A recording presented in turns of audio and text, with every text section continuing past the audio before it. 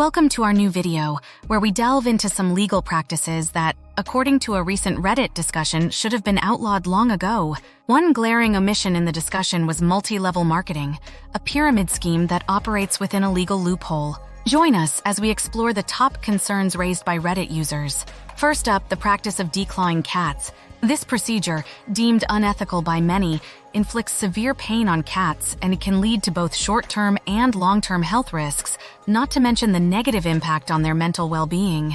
Both the ASPCA and the Humane Society strongly oppose this practice.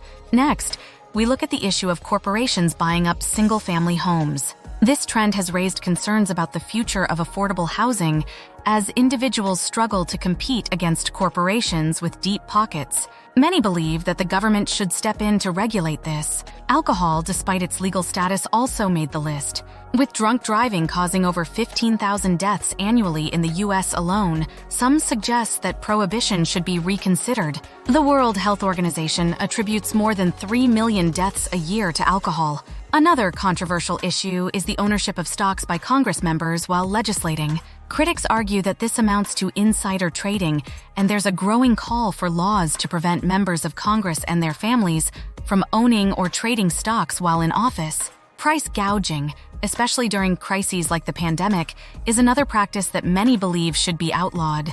The sudden increase in prices due to supply chain issues has left a lasting impact, with prices remaining high even after the crisis has passed. Spam emails, though less critical, are a common annoyance. The energy consumption of sending these unwanted emails is another factor that infuriates many. Child beauty pageants have been criticized for promoting unhealthy beauty standards and competition among young girls. Critics argue that these events teach girls to value their looks over their abilities or character. Lobbying in government is another contentious issue. Critics argue that this practice undermines democracy by allowing corporations and wealthy individuals to exert undue influence over lawmakers. The complexity of unsubscribing from email lists is another practice that frustrates many. Critics argue that it should be easier to opt out of services and subscriptions. Payday loans with their high interest rates are viewed as predatory. Many believe that these loans should be regulated more strictly or even outlawed. Family vlogging, particularly when it involves the exploitation of children, is another practice that has faced criticism.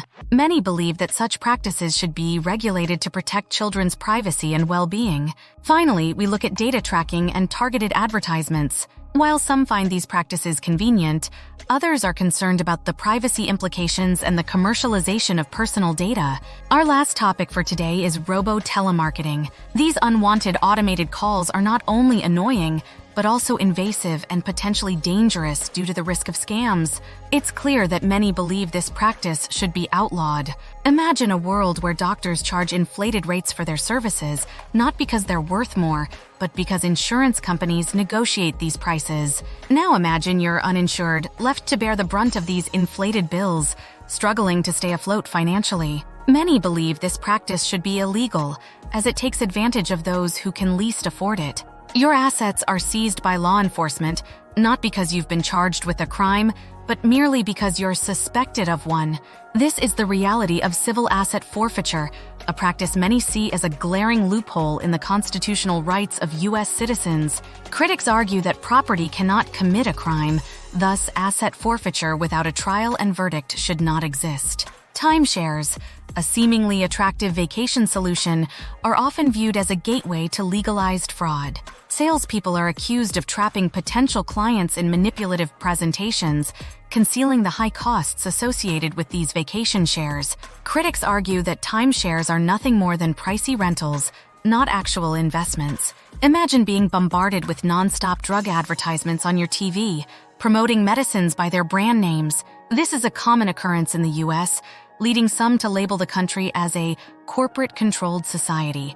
Critics argue that this commercialization of pharmaceuticals is both strange and eerie. Despite the clear correlation between tanning beds and cancer, many young women and even former presidents continue to use them for an unnatural orange glow.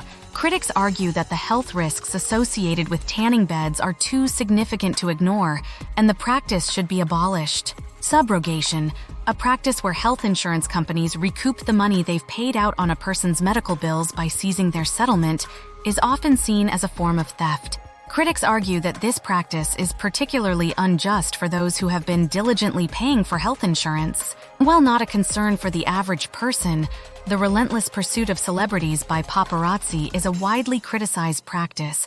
Despite anti-stalking laws, paparazzi are legally allowed to harass and profit off individuals' images without their consent. Critics argue that this should be made illegal. Conversion therapy, a pseudoscientific practice aimed at changing an individual's sexual orientation or gender identity, is widely condemned. Critics argue that sexuality is not a choice, and that this harmful practice should be outlawed. For-profit prisons, seen as a blatant conflict of interest, are a contentious issue. Critics argue that these institutions prioritize profit over the welfare of inmates, leading to a host of ethical concerns. Some wealthy individuals exploit loopholes to avoid paying taxes, a practice many view as criminal. Critics argue that this is not only unfair, but also detrimental to the funding of essential services like schools. Many argue that it's high time for churches to start paying their fair share in taxes.